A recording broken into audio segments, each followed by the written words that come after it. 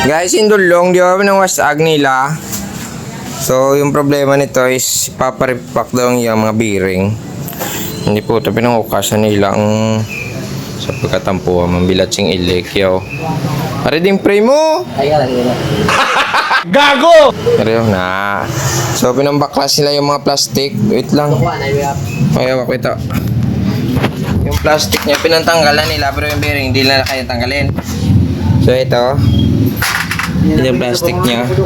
And then ito, ripakin na natin, oh. Bumabagrot, eh. Harap likod. So, baklas natin mga guys. Gusto ko lang pakita sa inyo yung mga bearing niya. At syempre, papakita lang natin sa inyo mamaya ang tsura ng bike niya. So, tara, review muna.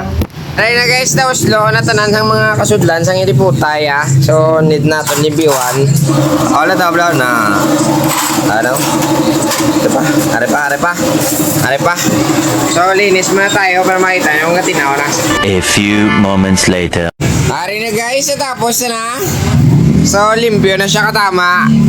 So before tayo palantawan tsura ya. Tabunan tada na ya. Wow. Ari na guys, tapos na man sa haba. Ano na, may tamtam na tsura sa animal ya, ho. Wow. Tiyan ang mambalwa ay wala. Wala no. Ate pulit ah.